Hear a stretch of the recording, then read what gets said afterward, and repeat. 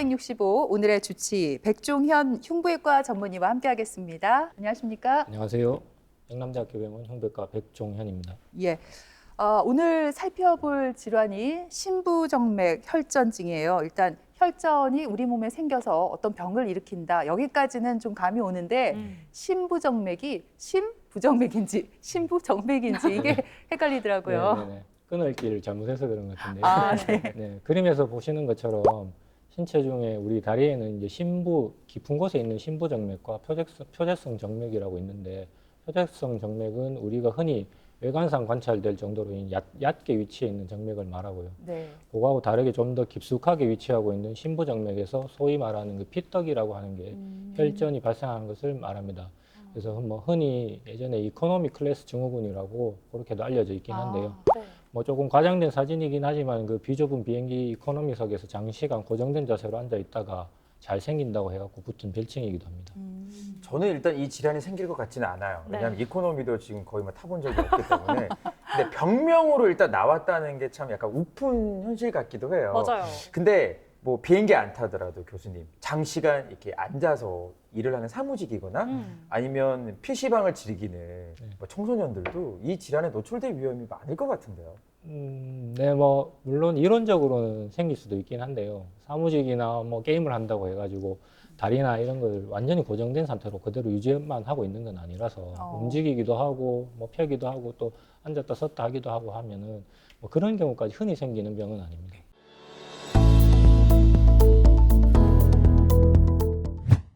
인체의 수도관인 혈관.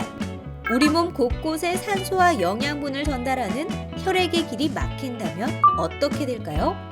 일명 피떡이라 불리는 혈전이 일으키는 질환 중 서구화된 식습관 및 장시간 앉아있는 시간이 길어지면서 신부정맥 혈전증 환자가 점차 늘고 있는데요. 비행기의 좁은 좌석처럼 장시간 같은 자세로 앉아있는 사람들에게 많이 발생해 이코노미 클래스 증후군이라고도 불립니다. 다리가 붓고 저리는 가벼운 증상으로 시작하지만 그대로 방치하다간 위험할 수 있다는데요. 다리의 혈전이 혈관을 타고 심장과 폐를 연결하는 폐동맥으로 흘러들면 생명까지 위협하는 폐동맥 색정증으로 발전할 수 있기 때문입니다. 이번 주 건강 365에서는 우리 몸의 시한폭탄이라 불리는 혈전 질환의 다양한 증상과 치료, 예방법을 백종현 흉부외과 전문의와 함께 알아봅니다. 네, 사실 뭐 장시간 이동을 하거나 또 오랫동안 같은 자세로 앉아 있는 게 요즘 현대인의 일상이 아닐까 싶거든요. 아무래도 그래서 더 이 발생 비율이 높아지고 있지 않나 싶은데 신부정맥 혈전증의 추세, 또 주로 발병하는 뭐 연령대, 성별이 있을까요? 네네. 요즘은 이제 예전보다 장거리 이동도 많아지고 다양한 교통 수단을 이용하게 되었습니다. 그리고 또 산업 현장이 많이 기계가 되고 해가지고 외상 같은 것들이 많아가지고 또 장기간 입원 치료를 하게 되는 경우가 많아지게 되었거든요. 그래서 예전보다 진단 도구들이 많이 발달이 돼가지고 그 뭐 발생 확률은 비슷했을 걸로 생각이 되는데 좀 더 많이 발견이 되는 걸로 생각이 되고 있습니다. 그래서 보통 인구 한 1,000명당 한두 명 정도 생기는 걸로 알려져 있긴 한데요. 제가 느끼기엔 그 정도까지는 안 되는 것 같고요.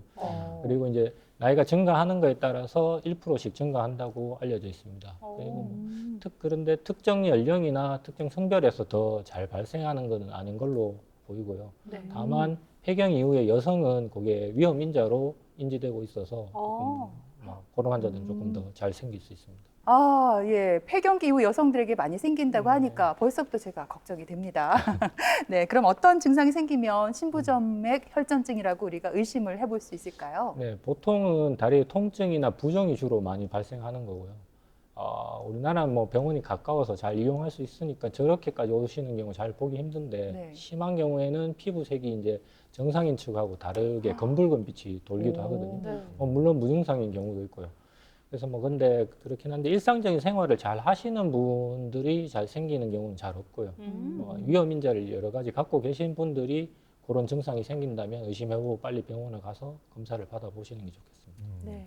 근데 살다 보면 저도 뭐 다리가 좀 붓거나 네. 저리거나 이런 경우들이 있으니까 있죠. 그때는 그냥 아유 다리가 왜 이러지? 그냥 피곤한가? 이렇게 넘어가는 경우들도 있는데 보통 저희가 또 뭐 다리 쪽에 생긴다 하면 이제 하지정맥 정도 네. 생각이 나는데 이게 뭐 서로 다른 질환이잖아요. 어떻게 네. 다른 거예요? 이제 뭐 하지정맥류나 이런 것들은 그냥 이제 정맥이 역류되는 병이고, 그런데 증상은 아까 그 말씀드린 증상들이 비특이적인 증상입니다. 하지에 뭐 그렇게 심각한 질환이 안 생겨도 생길 수 있는 증상인데, 앞서 말씀드린 것처럼 그 위험 인자를 갖고 있는 환자들이 그런 증상이 생겼을 때 의심해 볼 수 있겠습니다. 네. 이제 뭐 100세 시대, 100세 시대라는 말은 너무나도 당연한 일상이 되어버렸잖아요. 그만큼 또 혈관 관리가 진짜 중요할 것 같은데, 그래서 그런지 주변에서 저 이런 얘기 들었거든요. 혈전 관리 진짜 잘해야 된다 이런 말을 들었습니다. 근데 정확하게 중요하죠. 이게 뭔지 좀 짚고 넘어가면 이해가 더 쉬울 것 같아요. 네. 혈전이라는 거는 우리 몸에서 이제 여러 요인에 의해서 혈액 내의 다양한 세포들하고 단백질 뭐 그런 것들이 비정상적으로 엉겨가지고 뭉쳐지는 것을 혈전이라고 합니다. 예. 네. 혈전이 어떤 혈관을 막느냐에 따라서 뭐 뇌경색이나 심근경색 이런 것들이 생길 수가 있는데, 뭐 각종 동맥 혈전증도 생길 수 있고, 정맥에 막히는 경우에는 정맥 혈전증도 생길 수가 있습니다. 사실 뇌경색이나 심근경색 이런 거는 단어가 주는 좀 뭔가 좀 위협감 같은 게 있죠, 있거든요. 있죠. 이렇게 탈전 생기듯이 탁 이렇게 마음도 사실 막혀요. 음. 저도 교수님 몇 년 전에 이제 간문맥 혈전이 생겨가지고 6개월 정도 약을 먹었었는데, 네. 아 이게 혈전이 사실 이게 왜 생길까? 음. 한번 이유부터 한번 파헤쳐 봐야 될 것 같아요. 네. 네. 혈전은 이제 우리가 보통 혈전이 생기는 원인을 세 가지로 이야기하고 있는데요. 혈액의 과응고되는 상태, 그리고 혈관 내막의 손상, 그리고 혈액의 정체, 이 세 가지 요인에 의해서 발생을 합니다. 과응고 상태는 주로 이제 중증 외상이나 수술을 받았을 때, 혹은 악성 종양, 임신, 자가 면역 질환이나 유전성 혈액 질환, 그리고 탈수가 되는 경우, 그다음 호르몬 치료를 받는 경우 등이 있겠고요. 혈관 손상은 우리가 혈관염이나 동맥경화증, 그다음에 육체적으로 손상이 왔을 경우, 또는 혈관 내 장치 등이 있는 경우를 이야기할 수 있겠고요. 혈액의 정체는 우리가 부목을 하거나 뭐 척추를 다치거나 해가지고 오랜 시간, 장시간 누워 있어야 되는 그런 경우 혈액의 정체가 생길 수 있겠고, 심장의 부정맥이나 심부전이 생기는 경우, 심장의 기능이 떨어져가지고 심부전이 생기는 경우, 그리고 비만이나 아까 말씀드린 임신이 생기는 경우에 이제 혈액이 정체가 될 수 있겠죠. 그런 경우에는 이제 혈전이 잘 생길 수가 있겠습니다. 네, 일단 한 곳에 그 고인다는 게 좀 위험하잖아요. 네네네. 피가 뭐 고여 있거나 네. 지나치게 응고가 돼서 혈전이 생긴다 이렇게 말씀해 주셨는데, 근데 우리 몸에서 혈전이 생긴다고 하면 무조건 좀 나쁜 의미로 이렇게 받아들여야 하는 건가요? 아, 그건 아니죠. 근데 이제 혈전 자체가 생기면 이제 그건 문제긴 한데, 네. 우리 이제 세상 사는 모든 일들이 다 그렇겠지만 균형이 중요하죠. 네. 혈액 응고도 균형이 중요한데, 우리 몸에는 다양한 경로를 통해서 혈액을 응고시키는 과정도 있고, 그 반대로 이제 혈전이 발생하지 않도록 항응고 과정도 일어나도록 되어 있습니다. 이 두 네. 가지가 균형을 이루면서 서로 조절하도록 되어 있는데, 이제 균형이 무너지는 경우에 혈액 응고 과정이 잘 이루어지지 않거나, 혹은 항응고 과정, 즉 혈전이 이제 생기지 않도록 녹이는 과정이 우리 혈액 안에서 일어나게 되는데, 그게 잘 되지 않는 경우에는 지혈이 잘 안 되고 다양한 양상의 출혈을 일으킬 수 있겠습니다. 우리네 인생과 똑같네요. 그러니까요. 참 균형을 맞추는 게 중요한데, 네. 근데 균형을 맞추는 게 참 너무 어려워요. 어렵죠. 그러면 교수님, 심부정맥 혈전증이 있을 때는 이거 빨리 치료해야 되는데 이거 어떻게 치료를 해야 돼요? 네. 일단 우선 심부정맥 혈전증은 생기면은 치료가 조금 힘들 수도 있죠. 그죠? 그래서 예방하는 게 제일 중요하겠습니다. 뭐 자동차나 기차, 비행기 등을 이용한 장거리 여행을 하는 경우에 자주 다리를 움직여 준다든지, 네. 혹은 이제 무릎과 발목 관절을 이용해서 다리 근육이 이제 우리 소위 말하는 근육 펌프라고 이야기합니다. 근육 펌프 역할을 해줄 수 있도록 해주면 이제 예방에 도움이 되겠습니다. 또 다양한 이유로 이제 장기간 입원을 하거나 요양을 하게 되는 경우, 침상에서 장기간 누워 계시는 경우에도 마찬가지로 본인이 할 수 있는 한도 내에서 하지 근육들을 최대한 움직일 수 있도록 해주시면 예방하는 데 도움이 되겠습니다. 또 특별히 다리 수술로 인한 고정한 상태를 오랫동안 유지하거나 척추 수술을 받으신 경우, 그런 경우에는 특별히 더 유의를 하셔야겠고요. 이미 이제 심부정맥 혈전증이 발생한 경우라면은 환자의 상태에 따라서 뭐 혈전 용해제를 쓸 수도 있고 혈액응고 방지제를 쓰기도 하고요. 그다음에 정맥순환 개선제 등 그런 약물을 치료하는 방법도 있고, 혈전을 이제 끌어내는 혈전 제거술을 하기도 하고, 그것도 불가능한 경우에는 이제 하대정맥이라는 혈관이 있습니다. 네. 하대정맥에 필터를 설치해 가지고 혈전이 이제 심장 쪽으로 이동되는 걸 막아주는 그런 치료를 하기도 합니다. 네. 요즘 뭐 인터넷이나 SNS에 보면요, 그 여성분들이 압박 스타킹 신는 홍보 광고가 좀 많이 올라오거든요. 근데 저는 이렇게 광고가 나오기 몇 년 전부터 압박 스타킹을 미리 사서 신고 있었어요. 왜요?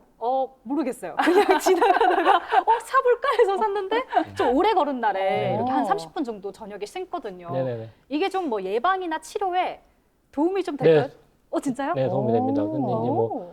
뭐 잘 때까지 막 끼고 있는 거는 불편해서 힘들 것 같고요. 네. 예, 답답하더라고요. 이제 우리가 환자들 그런 질환이 생긴 환자들한테 압박 스타킹을 처방하기도 하거든요. 그래서 어쨌든 혈액이 저류되는 것 자체가 혈전을 생길 수 있게 하는 거기 때문에 네. 압박 스타킹을 사용하시면 저류가 줄기 때문에 도움이 되겠습니다. 예. 남성들도 그러면 압박 스타킹을 네, 신으셔도 됩니다. 오, 상관없는 그렇군요. 거죠. 뭐 치료 때문에. 네, 쓰는 뭐 거나. 다 같이 좀 네네. 사러 가야 되나요? 네네. 공구로 해가지고. 저희는 이제 뭐 수술 장시간 수술하기도 하는데 저도 네. 요즘은 잘 안 쓰는데 예전에는 이제 수술 오래 서 있고 하면 다리도 붓고 해서 저도 썼었습니다. 그래요? 진짜로요? 예. 네.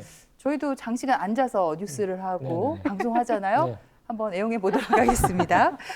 자, 혈전이 생기는 부위에 따라서 병명이 또 달라질 수 있다고 해주셨어요. 다리에 혈전이 생기는 심부정맥 혈전증과 관련해서 또 우리가 어떤 질환에 대해서 알아봐야 할까요? 네, 그 심부정맥 혈전증과 함께 이런 혈전이 심장에서 폐로 연결시켜주는 폐동맥에 발생하는 경우를 폐동맥 혈전증, 색전증이라고 하거든요. 네. 이 두 질환은 서로 단독으로 발생하기도 하고 서로 같이 발생한 병발하는 경우도 많아서 통상적으로 두 개를 묶어가지고 정맥 혈전 색전증이라고 묶어서 부르기도 합니다. 그래서 요 동맥, 폐동맥 혈전 색전증이 한번 살펴보아야 될 질환이 되겠습니다. 그러면 다리에 있던 혈전이 교수님 말씀대로라면 이제 폐에까지 이제 영향을 충분히 줄 수 있는 거네요. 네, 그렇죠. 우리 몸의 혈액이 이제 순환하는 경로를 이해하시면 좀 도움이 되실 텐데요.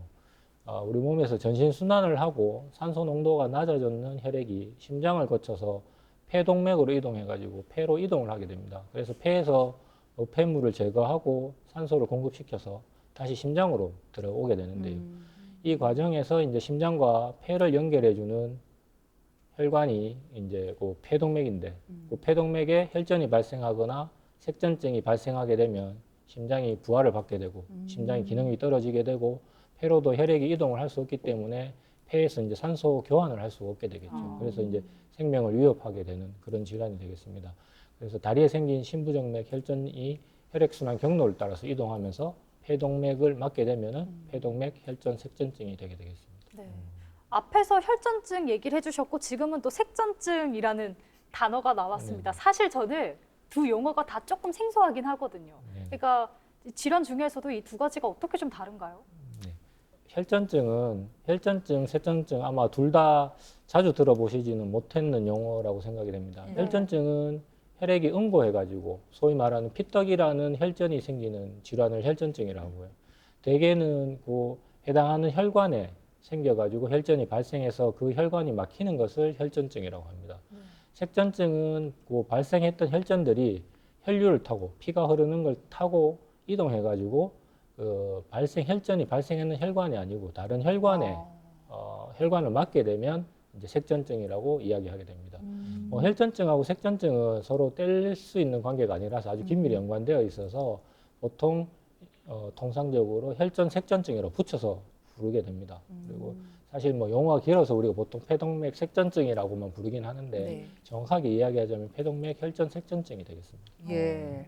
그러니까 혈액에 응고해서 혈관을 막는 게 혈전증인데 이 혈전이 떠가서 다른 쪽의 혈관을 막으면 색전증이 올 수 있다. 네네. 이렇게 이해하면 되겠네요. 네네. 정답. 그래도 어렵습니다. 네, 예, 그렇다면 이 폐동맥 색전증의 주요 증상이 있다면 어떤 게 있을까요? 네, 증상은 무증상부터 이제 우리가 뭐 보통 폐 쪽에 문제가 생기면 많이 생길 수 있는 모든 증상들, 가슴 중앙부 통증이나 혹은 이제 늑막염을 앓는 경우에는 이제 호흡할 때마다 가슴 측부에 통증이 생길 수도 있거든요. 예. 호흡에 동반되는 통증이 그런 통증이 생길 수도 있고 기침이나 각혈, 뭐 호흡곤란, 뭐 심한 경우는 심장 기능이 나빠지면 의식 소실까지도 나타날 수 있겠습니다. 근데 궁금한 게 증상이 차라리 있으면 내가 몸이 안 좋구나를 알 수 있는데 무증상이 더 위험한 거 아니에요? 네, 그렇죠. 그렇긴 한데 대부분 무증상인 경우는 정도가 아주 심하지 않은 경우고 아. 보통 혈전, 색전증이 심하게 어느 정도 혈관을 어느 정도 이상 맞게 되면 네. 대부분은 증상을 동반하게 됩니다. 아, 근데 또 궁금한 게 지금 이게 심장이랑 폐를 연결하는 폐동맥이 생기는 병이잖아요. 네. 그러니까 자칫 잘못하면은 진짜 생명이 위험할 수도 있는 거잖아요. 네네네, 그렇죠. 어. 그래서 뭐 이제 무증상부터 갑작스러운 심정지까지 발생할 수가 있고요. 그래서 폐동맥 색전증이 발생한다면은 약 한 18%에서 65%의 사망률을 보이기도 하거든요. 아. 그리고 한 10%의 환자는 갑자기 급사하게 됩니다. 어머나. 뭐 그래서 제가 환자들한테 설명할 때는 보통 이제 자동차 뭐 이렇게 비교해가지고 설명을 드리는데요. 자동차 엔진과 이제 배출관에 이렇게 비유를 드리는데 엔진에서 이제 출력이 나오는 쪽 배관을 막게 되면 엔진이 과부하를 받게 되지 않습니까? 네. 그렇게 되면 엔진이 고장이 나겠죠. 네. 예, 비슷한 방식으로 폐동맥 혈전색전증도 생기게 되면 이제 우측 심장이 기능이 떨어지게 됩니다. 자기가 이제 피를 혈액을 뿜어내 가지고 폐로 이동을 시켜줘야 되는데 네. 그 관이 막힌 거기 때문에 우측 심장이 부전을 일으켜 가지고 뭐 심한 경우에는 사망을 일으키게 되기도 합니다. 네. 생각보다 사망률이 굉장히 높아서 경각심이 막 생기는데요. 그렇다면 이 폐동맥 색전증은 어떻게 치료합니까? 치료가 좀 쉬운가요? 우선 이제 환자가 내원했을 당시에 상태에 따라서 치료 방법을 결정하게 되는데요. 우선 환자의 혈압과 맥박, 산소 포화도 등을 안정화시키는 게 중요하겠고, 그 다음에 이제 환자의 임상 양상에 따라서 혈액응고 방지제를 투여하거나, 또는 혈전 용해제를 투여하거나, 혹은 카테터를 이용한 혈전 제거술을 시행해 볼 수도 있고, 예. 아주 심각한 경우에는 수술을 통한 혈전 제거술도 시행할 수가 있겠습니다. 그래서 뭐 또 필요한 경우에는 많이 들어보셨겠지만은 에크모라는 장비를 이용해서 네. 환자의 생명을 일단 유지시키고 뭐 수술이나 다른 치료 방법을 선택하는 경우도 있습니다. 또한 혈액응고 방지제를 사용할 수 없는 제한적인 환자들이 가끔은 있습니다. 그런 경우에는 아까 말씀드렸던 하대정맥 필터를 설치하기도 합니다. 그래서 폐동맥 혈전 색전증이 발생한 환자는 이후에 이제 치료 및 재발을 막기 위해서 상당 기간 또 혈액응고 방지제를 복용을 해야 됩니다.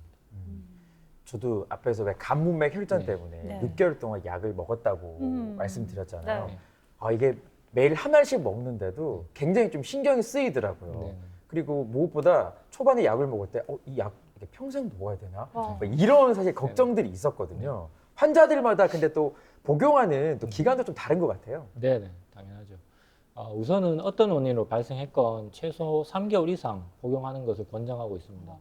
그리고 이후에 지속적으로 복용할지 여부는 혈전 색전증이 이제 발생한 원인이 명확하게 있느냐, 그 원인이 이제 교정이 가능한 것이냐, 또 혹은 그 원인이 이제 교정이 되었느냐, 또는 명백한 원인이 없이 특별한 딱 집을 만한 원인이 없이 생기는 경우도 있거든요.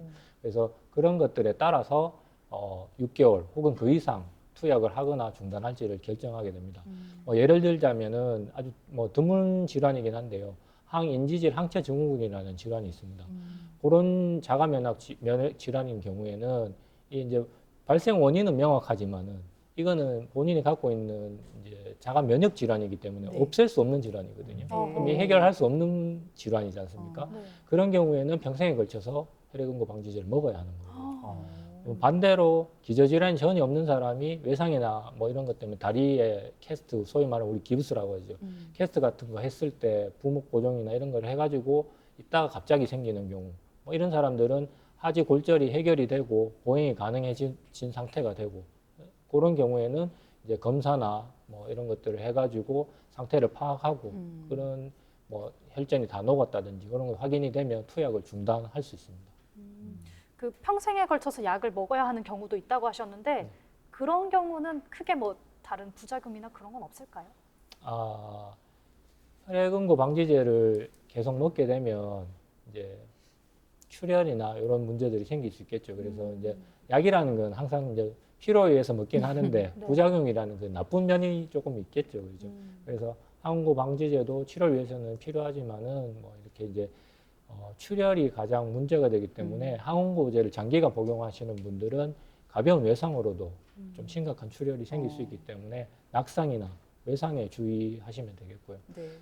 그리고 이제 항응고 중에서도 와파린을 복용하시는 분들이 있거든요. 네. 와파린은 이제 주기적으로 혈액 검사를 하면서 그 혈중 농도와 그 약물의 수치를 적정한 수치를 유지하셔야 되겠습니다. 그리고 이제 또한 수술이나 출혈이 생기는 어떤 치료나 처치를 받으시는 경우에는 반드시 약물 복용 여부를 미리 의료진에게 알려가지고 그 약물을 중단하거나 혹은 중단할 수 없는 환자에게는 주사제나 이런 대체 약물이 있거든요. 아. 그런 네. 것들로 바꿔가지고 투여하고 치료나 수술을 진행하셔야 출혈로 인한 문제들이 생기는 것을 예방할 수 있겠습니다. 네, 그렇군요. 자, 앞에서 말씀하신 것처럼 뭐 기저질환이 있거나 위험 인자를 갖고 있는 분들은 물론 조심을 해야 되겠지만 그렇지 않은 분들은 이 혈전 관련된 질환에 대해서 아, 이제 나는 평생 안심이다 이렇게 생각해도 되는 건가요? 네네. 폐동맥 혈전색전증은 앞서 말씀드린 것처럼 무증상부터 호흡곤란, 흉통, 각혈, 급사에 이르기까지 다양한 증상을 보일 수 있습니다. 그래서 이 증상들은 폐동맥 혈전색전증에만 특이적으로 보이는 증상이 아니고 예. 다양한 심장 또는 폐질환에서도 관찰되는 비특이적 증상이거든요. 그래서 폐동맥 혈전색전증은 강한 의심을 할 때 진단할 수 있는 병이거든요. 아. 네. 그래서 뭐 그냥 그런 증상만 있다고 보통 그걸 의심하지는 않습니다.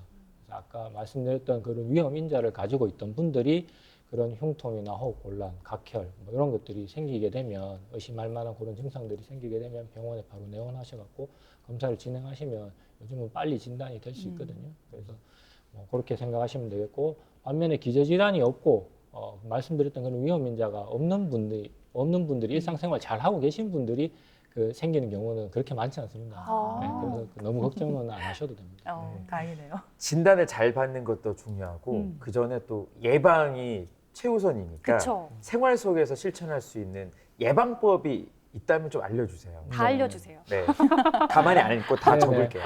뭐 혈관 질환에서는 우리가 보통 대부분 반복적으로 그 예방법이 대부분 반복적으로 이야기가 됩니다. 네. 그래서 뭐 아까 위험 인자에서 말씀 안 드렸던 것 같은데 흡연도 위험 인자에 해당이 되거든요. 그래서 금연하시는 게 좋겠고 예. 흡연은 뭐 혈관 질환에서는 뭐 완전 우리가 소위 말하는 상극이라고 하죠. 네, 상극이 되겠고 혈관에 직접적인 스트레스 요인이 됩니다. 그래가지고 다양한 경로로 혈관 내막 손상을 일으키고 혈관 경화를 일으키게 돼가지고 혈전증 혹은 다양한 혈관 질환을 유발하게 됩니다. 그래서 금연은 꼭 추천드리고요. 또한 고지혈증이 발생하지 않도록 식단 조절하시고 체중 조절하시고 혈당과 혈압을 잘 조절하시는 것도 중요하겠습니다. 그리고 하지 부목이나 이제 척추 수술 아까 계속 반복적으로 말씀드리는 그 침상 안정을 오래 해야 되는 경우에도 하지 근육을 자꾸 움직이셔가지고 특히 이제 발목을 자꾸 움직여 발목을 아래로 힘을 꽉 줘서 내리고 올리고 하는 걸 자꾸 반복하시고 그다음에 발목을 이렇게 돌리시고 하면은 하지 장단지 근육이 많이 움직이게 됩니다. 그래서 수축 이완을 반복하시게 되면 예방에 도움이 되겠습니다. 그리고 예. 이제 장시간 앉은 상태로 이동이 예상되는 경우에는 비행기 안에 같은 경우에는 이제 수시로 일어나서 조금 움직인다든지 다리를 펴주고 하는 그런 운동을 하는 것이 좋겠고 탈수도 그 위험 인자가 되겠습니다. 그래서 탈수되지 않도록 적정하게 수분 섭취를 해주시고 하는 것이 혈액 점도를 낮춰가지고 혈전 발생 위험을 줄일 수 있는 방법이 되겠습니다. 네, 그렇군요. 또 생각 외로 그 흡연이 혈전의 적이다 이렇게 말씀해 네. 주셨어요. 우리 시청자분들께서 여러 가지 기억할 점들을 많이 짚어주셨는데 끝으로 부탁드리고 싶은 말씀이 있다면 전해주시죠. 네. 폐동맥 혈전색전증은 높은 사망률을 보이는 질환입니다. 그래서 의심이 되는 경우에 빠른 진단과 빠른 치료의 시작이 중요하겠고 경우에 따라서는 갑자기 악화되면서 수술이 필요한 환자들이 있습니다. 그래서 우리가 보통 수술 대기 상태로 외과적 경과 관찰이라고 하거든요. 수술을 대기한 상태로 이제 경과를 보게 되는 그런 환자들도 있습니다. 그래서 수술적 치료가 필요한 경우를 잘 판단하고 적절한 시기를 결정하는 것이 이제 중요한데요. 그걸 하기 위해서는 많은 경험이 필요합니다. 그래서 응급 수술을 필요로 할 정도로 심각한 경우에도 폐동맥 혈전색전증 수술의 경험이 많은 흉부외과 의사와 함께 하신다면은 좋은 결과를 가져다 드릴 수 있을 거라고 생각드립니다. 네, 그래요. 오늘 이렇게 우리 몸 혈관 속의 시한폭탄이라고 불리는 혈전 질환에 대해서 다양하게 알아봤습니다. 지금까지 흉부외과 전문의 백종현 교수님과 함께했고요. 오늘 말씀 잘 들었습니다. 고맙습니다. 고맙습니다. 고맙습니다.